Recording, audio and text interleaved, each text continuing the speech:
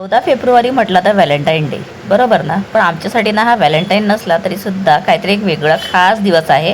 तर तो काय आहे तुम्हाला मी पुढे दाखवणारच आहे. तर आता इथे ना दर्शनला मी सांगत होती की माझा मोबाईलला खूप ब्लर दिसतोय. तर त्याचं म्हणणं आहे की मम्मी तुझ्यापेक्षा माझा मोबाईल ब्लर दिसतोय. तर बघा आता शेवटी काय करायचं, जे आहे ते एक्सेप्ट करायचं आणि गप बसायचं. तर आता दर्शन आणि मी आम्ही दोघं मिळून निघालेलो आहोत बाहेर. नम्रता काही येणार नाही कारण गाडीवर चाललोय म्हटल्यानंतर दोघंच जण जाणार. तर आम्ही दोघं निघालेलो आहोत माझ्या माहेरी. कारण आज ना आहे आमच्या किशोरचा वाढदिवस, म्हणजे व्हॅलेंटाईन डे स्पेशल आमच्यासाठी आहे माझ्या भावाचा वाढदिवस. तर जाताना बापरे पेट्रोल नव्हतं म्हणून ताबडतोब आधी पेट्रोल भरून घेतलं आणि त्यानंतर दर्शन गेला केक आणायला. गंमत अशी झाली की मला रस्ताना कळलंच नाही, एवढी ट्रॅफिक होती. तर ज्या लेनमध्ये आम्हाला राईट मारायचं होतं आम्ही त्याच्या पुढेच निघून गेलो.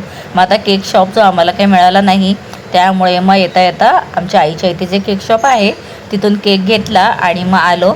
आता मुलांना दर्शन आलेलं आहे तर फुटबॉल खेळायचं सुस्त आहे. ठीक आहे, थोडा वेळ त्यांनी फुटबॉल खेळला आणि आम्ही पण ना शोभाका येण्याची वाटच बघत होतो आणि नेमकी ती सुद्धा आता आलेली आहे. तर चला आता याच्यानंतर आपण केक कटिंग करायला घ्यायचं. सारिकाने ना आधीच सगळी तयारी तशी करून ठेवलेलीच होती आणि आज ना आई नाही आहे कारण आई गेलेली आहे गावी. तर त्यामुळे आई नसल्यामुळे तर मी खास आली कारण दर्शनचं म्हणणं होतं की चल मामाचा बड्डे आहे तर आपण तरी ॲटलिस्ट जाऊया म्हणजे मामाला छान वाटेल.